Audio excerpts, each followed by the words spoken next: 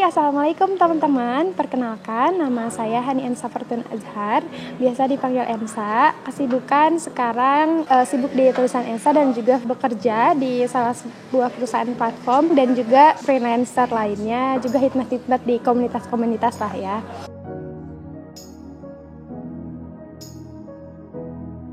Sebenarnya hijrah itu adalah sebuah proses yang tentunya sampai sekarang pun bisa dibilang ya masih hijrah gitu kan.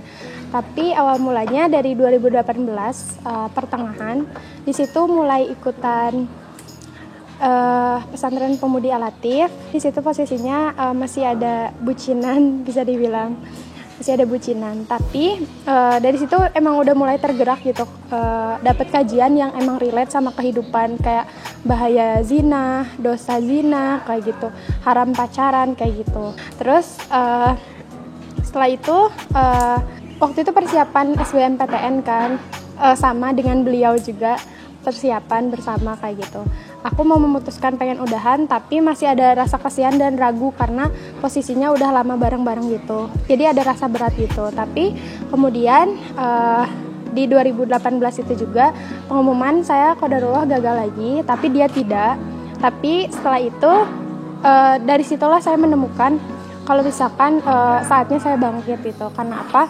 Karena posisinya beliau tuh berubah karena masuk PTN duluan gitu kan. Tapi ya it's okay, mungkin itu adalah jalan yang Allah berikan untuk saya. Kemudian saya memilih untuk berhijrah seperti itu. Nah, kemudian setelah itu awalnya kan emang namanya gap year itu atau skip dari kuliah. Jadi saya belum kuliah ya. Waktu itu gagal yang kedua kali SBMPTN. Intinya saya berubah tuh awalnya di situ. Tapi di situ pun belum benar-benar langsung kayak pakai gamis kayak gitu. Tapi ke kajian mah suka. Terus seiring berjalannya waktu, mulai ke kajian rutin. Dari situ saya menemukan kenyamanan. Mulailah ikut komunitas. Mulai dari komunitas politik sampai komunitas dakwah gitu kan. Tapi yang membuat saya nyaman di komunitas dakwah, jadi yang mendukung saya untuk hijrah adalah di komunitas dakwah. Makanya saya memilih untuk ya udah di komunitas dakwah aja bertahannya. Tapi ada juga sih komunitas yang sosial dan kepemudaan kayak gitu. Akhirnya dari situ saya menemukan begitu banyak orang-orang yang masya Allah gitu. Dari situ saya tertampar ketemu orang-orang yang kayak mereka tuh orientasinya bukan duniawi lagi, tetapi akhirat. Kayak misalkan udah pada menutup hijabnya sampai bawah, bahkan banyak juga yang bercadar. Orientasi mereka tuh bukan untuk diri mereka sendiri aja, tapi mereka tuh gimana sih caranya buat bermanfaat sama orang lain, memperbaiki tahsin, kayak gitu-gitu. Dari situlah aku berpikir kalau misalkan, oh iya juga ya, cita-cita aku terlalu pendek kalau misalkan keinginan aku hanya ingin masuk perguruan tinggi negeri aja kayak gitu. Makanya dari situ aku memutuskan untuk hijrah. Dan ditambah juga kayak gini, waktu itu sebenarnya setelah ya namanya ditinggalin seseorang ya teman-teman, mungkin kalian juga merasakan pasti ya ada sakit hati, bahkan sempat waktu itu hampir depresi. Cuma dari situ mikir lagi, posisinya saya adalah anak pertama, adik saya 4. Di situ saya mikir, kalau saya kayak gini terus, gimana adik-adik saya, gimana orang tua saya, gimana keluarga saya, gimana ibu saya gitu. Dari situ yang saya pikir kayak saya harus bangkit, saya harus bisa. Makanya saya punya moto hidup, jika kamu gagal menjadi perempuan cantik, maka jadilah perempuan yang taat dan bermanfaat. Dari situ aku pengen mewujudkan moto hidup aku yang itu gitu kan. Setidaknya kalau aku tidak cantik gak apa-apa, yang penting aku bisa bermanfaat sama orang lain dan taat sama Allah gitu. Banyak sekali hal yang kemudian aku dapetin ya hikmahnya gitu. Ternyata Allah memisahkan kita dengan seseorang tuh bukan berarti Allah tuh benci sama kita. Tapi ya kalau misalkan emang itu yang terbaik buat kita, ya kenapa enggak gitu. Jadi siapapun kalian di rumah yang sedang menonton ini, sedang mengalami fase kegagalan, fase kesedihan, jangan sedih karena kalau misalkan skenario Allah belum indah, berarti itu bukan skenario Allah. Kita belum selesai kalau misalkan skenario hidup kita itu belum indah. Kemudian gitu ya, pasti pernah lah anak broken home di luaran sana merasa kalau misalkan hidupnya tuh kok kenapa sih harus aku, kenapa sih aku harus kayak gini, kenapa harus ini tuh tertimpa sama keluarga aku. Ya it's okay, gak apa-apa, tapi kita harus buru-buru keluar dari zona nyaman kita. Karena mau gimana pun kita harus bertumbuh maju ke depan. Kalau kita terus stuck di sini gitu, kita gak akan maju-maju. Dan kalau kita terus menyalahkan keadaan, itu juga bukan solusi. Jadi setelah berpikir gitu ya, apalagi dengerin kajian-kajian kalau misalkan kita tuh harus tetap ihsan dengan orang tua. Apapun yang mereka lakukan, tapi kita harus tetap ihsan sama mereka. Ihsan tuh tandanya di sini memberikan lebih, meskipun mereka nggak ngurus kita atau nggak baik sama kita, tapi kita tuh harus tetap baik sama mereka. Dan posisinya adalah di sini aku anak pertama, adik aku 4, ibu aku single parent, sehingga di sini aku mikir kalau misalkan aku anak pertama, setidaknya aku harus bisa membanggakan orang tua. Makanya kenapa aku ambis banget SBMPTN sebenarnya, meskipun sampai akhirnya Allah nggak memberikan aku jalan itu gitu. Aku gagal SBMPTN 3 kali, tapi itu maksud aku itu sudah dilalui. Jadi ya udah, intinya setiap kita tuh punya jalannya sendiri, tidak harus punya jalan yang sama dengan orang lain. Mungkin emang pernah ya insecure, pasti kan pernah insecure. Aku juga sama tuh, sering insecure ya, apalagi lihat kayak kenapa ya dia kayak gitu. Tapi ya itu, kalau misalkan kita insecure duniawi itu nggak akan ada habis-habisnya. Untuk menjadi nakal atau tidak itu pilihan ada di kita. Ketika keluarga kita broken home, kita yang mengambil kendali atas diri kita. Kita mau nakal atau enggak itu pilihannya ada di kita. Kalau kita mau nakal, ya berarti ada konsekuensinya.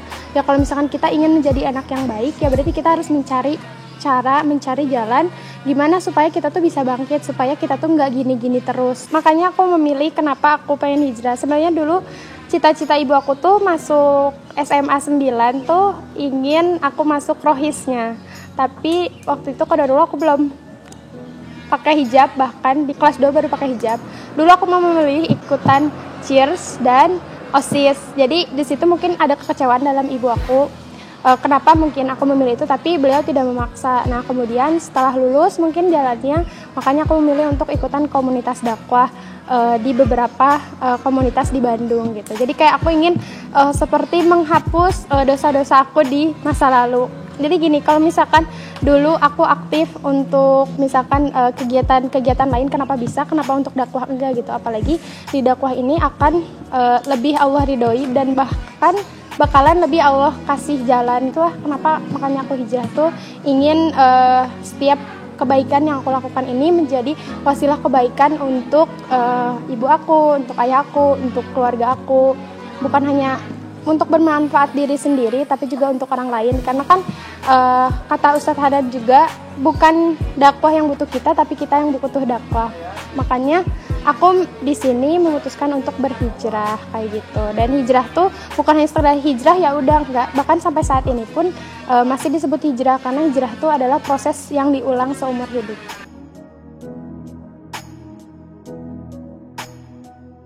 Karena aku ngerasa ini tuh sangat menunjang di jalan hijrah aku. Aku rasa itu sangat menunjang banget gitu ya. Karena umpamanya gini, teman setelah iman itu penting, karena teman kita akan runtuh karena teman, dan sebaliknya iman kita akan tumbuh karena teman. Jadi sosok teman ini sangat berpengaruh, lingkungan ini sangat berpengaruh. Prinsip kita tuh akan berubah karena waktu dan tempat tuh bisa mengubah prinsip kita. Maka dari itu aku memilih komunitas dakwah ini tuh untuk menunjang hijrahnya aku lah, intinya kayak gitu. Seenggaknya ada yang mengingatkan, teman-teman yang mengingatkan. Walaupun misalkan kita belum sama seperti mereka, ketika aku melihat mereka tuh jadi ada rasa keinginan gitu. Misalkan kayak mulai berkerudung syar'i, pakai gamis, itu jadi pengen gitu ya ke akunya juga. Di situ aku merasakan kenyamanan yang sebelumnya belum pernah aku rasain di komunitas-komunitas sebelumnya gitu. Pokoknya banyak banget deh manfaat dan syafaatnya, belum lagi ilmu-ilmunya gitu. Yang asalnya aku nggak tahu jadi banyak tahu, yang asalnya oh ternyata ini tuh nggak boleh, akhirnya jadi tahu. Pokoknya gitulah, luar biasa, sangat membuat nyaman sekali. Awal mula terbentuknya tulisan ENSA, namanya juga tulisan ENSA. Ini emang buat diri aku sendiri dan orang-orang sekitar aku. Dulu tuh emang seneng nulis. Aku kalau curhat tuh ditulis ya. Aku orangnya kalau hal sedih itu jarang mempublish ke orang lain, tapi aku lebih milih menulis aja deh gitu kan. Nah terus qadarullah, emang lupaan kan, kadang suka lupaan gitu. Jadi ya udah ditulis aja gitu di resume. Tadinya buat diri sendiri, terus lama-kelamaan banyak yang minta minta dong lewat grup WA di Line kan. Kalau satu-satu kan ngabisin waktu juga. Terus udahlah di akun pribadi. Nah di akun pribadi itu di SG kan luar biasa, ternyata responnya ada yang positif, ada yang banyak unfollow. gitu. Asli ada banyak yang unfollow gitu. Dari situ terus ada yang menyarankan kenapa nggak bikin akun khusus aja kata. Tapi aku nggak tahu, itu lupa siapa orangnya, tapi ya aku berterima kasih saja ya. Dia menyarankan, terus aku bikinlah tulisan Ensa. Udah bikin tulisan Ensa, ya udah berjalan kan. Awalnya sendiri, terus berdua, terus bertiga, dan ya biasalah ya ada yang datang dan pergi di hidup mah gitu kan. Jadi emang fungsinya adalah ingin memberikan manfaat lewat tulisan, karena ketika ternyata masih banyak loh di luaran sana tuh yang belum bisa menerima nikmat datang ke majelis ilmu kayak gitu. Makanya dari situlah terbentuk tulisan Ensa kayak gitu. Soalnya waktu itu pernah ada juga yang komentar dari Sulawesi, dia tuh bilang berterima kasih saya akhirnya bisa menerima transferan ilmu dari Gurunda Ustadz Hanan, karena saya untuk kayak ke kota aja biar ada sinyal tuh susah gitu kan. Alhamdulillah sekarang ya ada tulisan Ensa katanya, jadi bisa tahu kajian apa sih yang ada pada saat itu gitu. Dan goalsnya sendiri adalah ingin mengedukasi teman-teman semua yang dimanapun berada gitu ya, ikut kajian, ikut sharing online maupun offline, untuk mengikat ilmu dengan tulisan, supaya ilmu kita tuh bukan hanya ya udah gitu sekadar kita doang, tapi orang juga dapat insight-nya dari tulisan kita itu. Dan alhamdulillah seringnya berjalan waktu, udah ada timnya sekarang khusus offline, online, ada juga program sosialnya kita semua bisa bantu, bisa dicek aja sama kalian. Dan juga alhamdulillah juga udah ada aplikasi di Play Store, aplikasi khusus tulisan Ensa kayak gitu. Nah terus kan di tulisan Ensa juga ada kita semua bisa bantu, itu emang salah satu program sosial kami. Dimulainya setelah pandemi. Sebenarnya sebelumnya memang udah ada project ke sana, cuman mulainya setelah ada pandemi. Dari situlah kita mulai kolaborasi dengan beberapa komunitas dan beberapa lembaga yang untuk kita yang menyalurkan atau kita bikin campaign sendiri. Nah dari situ adalah banyak hal-hal yang bikin aku bersyukur gitu. Terus salah satunya adalah pernah ada cerita, ada salah satu adik asuh, dia tuh tinggal di bak sampah, itu yang bikin aku bersyukur banget gitu ya sampai detik ini. Yang bikin aku tertampar mungkin teman-teman juga gitu, karena nggak ada sesuatu hal yang kalau misalkan emang niatnya baik itu nggak bermanfaat, maupun kita cuman nge-share flyer donasi atau informasi donasi, ternyata itu tuh sangat berimpact tinggi gitu ya untuk orang-orang sekitar kita. Jadi ini ada seorang anak, dia belum dihitan, satu-satunya di lingkungan itu yang belum dihitan. Setelah ditanya, emang keluarganya kurang mampu, dan yang bikin aku terkejut lagi adalah ibu dia udah meninggal. Dia tinggal di ada di daerah Bandung. Dia tinggal di bak sampah. Dia belum hitan, terus alhamdulillah kemarin sama teman-teman bikin campaign hitan. Akhirnya dia bisa hitan. Dari sini adalah begitu banyak hal yang sedikit kita syukuri. Sekedar kayak kemarin dia kan diajakin nginep di teman aku, terus dia nemu kasur, aku datang ke rumahnya, dia tinggal di bak sampah, bener-bener gak ada sekat sama sekali, gak ada kasur sama sekali, tapi dia tetap bersyukur dan bersemangat hidup gitu. Nah dari situ adalah dari kita semua bisa bantu ini, aku pengen lebih banyak lagi orang yang kemudian hatinya tergerak untuk berdonasi dan membantu sekitar kita. Ayo lirik kiri kanan kita gitu, apakah masih ada yang kurang mampu atau gimana, ya ayo kita bantu semampu kita. Nah jadi si anak ini usianya 10 tahun, akhirnya kemarin udah dihitan. Dia nemu kasur aja sebahagia itu gitu. Dia sampai bilang kayak gini, "Ih, senangnya di sini mah empuk ada kasur." Terus banyak lagi hal yang kayak diajakin waktu itu sama temen-temen ke restoran ya. Dia sampai kayak gini, "Teteh, enak banget. Ih, aku baru pertama kali kesini." Dari situ aku mikir gitu, banyak hal banget yang sedikit sekali kita syukuri. Hanya sekadar tidur di kasur yang empuk aja, kita kadang itu teh bukan hal yang kayak wah gitu, sedangkan menurut dia tidur di kasur aja itu teh kayak hal yang luar biasa gitu, kayak gitu.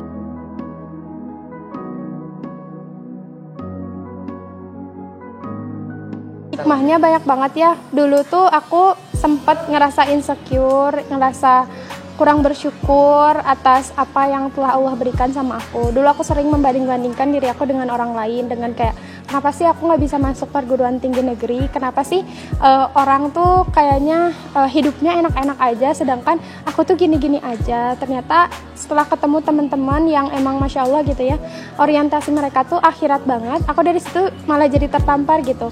Bekal apa yang udah aku kumpulin di dunia ini gitu, nggak ada. Ternyata cita-citaku tuh cuma pendek banget gitu, hanya ingin bahagia sekadar aku, keluargaku, dan jodohku nanti. Itu pendek banget kan. Makanya dari situ aku hikmahnya banyak banget ya. Belum lagi nikmat iman, nikmat ukhuwah ketika bisa ketemu bergaul dan berkumpul dengan orang-orang salihah gitu. Dari situ aku tertampar meskipun emang ya berproses gitu ya, tapi luar biasa Allah menunjukkan aku, mempertemukan aku dengan mereka yang kemudian bikin aku tuh selalu kuat, menjadi alasan aku untuk terus berada di jalan Allah gitu. Ya emang mungkin yang julid mah pasti ada ya namanya juga di dunia ya, kita pasti punya haters dan lovers. Tapi dari situ aku mikir kayak kenapa sih kita harus sibuk-sibuk mikirin haters kita sedangkan tidak berpengaruh kepada keberlangsungan hidup. Jadi ya udah mikirin aja yang mana yang mendukung sama kita gitu kan. Ya orang yang datang dan pergi ya pasti ada aja. Ya kita ambil aja hikmahnya, berarti Allah ingin mengganti kita dengan orang-orang yang lebih baik dari sebelumnya. Dari segi duniawinya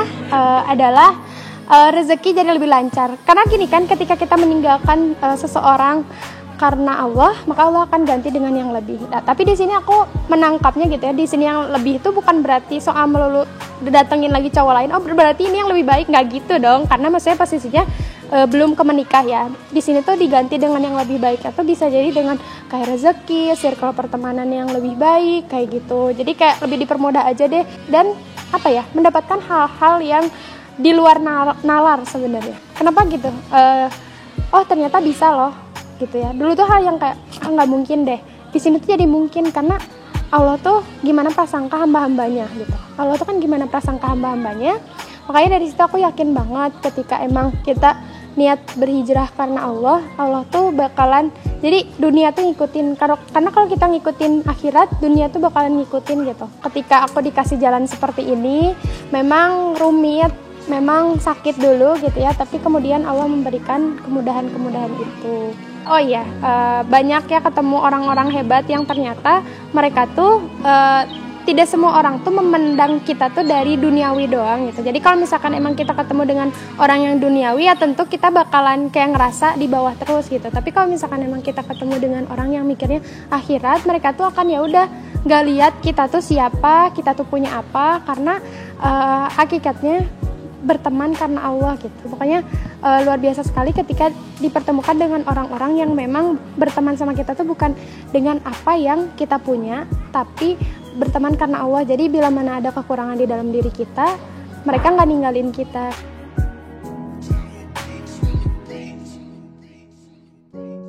Yang paling berpengaruh adalah tentu ibu saya, karena beliau adalah sosok yang mandiri. Beliau juga sama anak pertama, beliau juga sama dulunya lahir dari keluarga broken home, dan kemudian setelah menikah pun ya beliau mengalami hal yang sama gitu, mengalami hal yang sama lagi gitu. Beliau broken home lagi. Kenapa beliau menginspirasi banget? Karena bisa survive, mengurus, membimbing kita anak 5 gitu. Aku anak pertama dan adik-adik aku, tapi beliau nggak pernah ngeluh, nggak pernah nangis di depan kita, nggak pernah nangis di depan banyak orang. Mungkin depan aku pernah ya, tapi kalau depan orang tuh beliau tetap ceria gitu, karena beliau ngasih tahu kita jadi perempuan harus menjadi perempuan yang mandiri. Jangan sampai kita berkegantungan sama orang lain, sekalipun sama suami kita sendiri. Jadi kayak gitu. Jadi aku sangat ibu aku gitu ya, sangat menginspirasi. Kemudian aku juga ingin, jadi kalau misalkan someday kita nggak ada yang tahu kehidupan kita kayak gimana, setidaknya belajar untuk menjadi perempuan yang mandiri. Makanya itu balik lagi ke moto hidup aku. Jangan pernah ragu untuk kemudian kita memulai sesuatu yang baik, karena kalau ditunda-tunda kita nggak tahu kapan kita meninggal, kapan kita mati gitu. Kalau misalkan mikirin duniawi terus mau sampai kapan dan nggak akan pernah ada habisnya. Jadi nggak ada salahnya kita mulai, dan jangan takut kalau misalkan nanti tuh takut gini. Ya ujian pasti ada, mau kita hijrah mau belum hijrah juga. Jadi ya udah jalani aja, niatnya lurusin, niat karena Allah, cari lingkungan yang bisa menunjang hijrahnya kita, dan jangan sedih karena meskipun seluruh dunia mengecewakanmu, tapi ingat Allah tuh nggak pernah mengecewakanmu. Kayak gitu. Semangat ya teman-teman, jangan ragu untuk memulai untuk hijrah, dan jangan ragu untuk meninggalkan sesuatu hal yang belum halal buat kita, karena luar biasa sekali kalian bakalan nemuin impact yang di luar nalar karena Allah yang memperjalankan.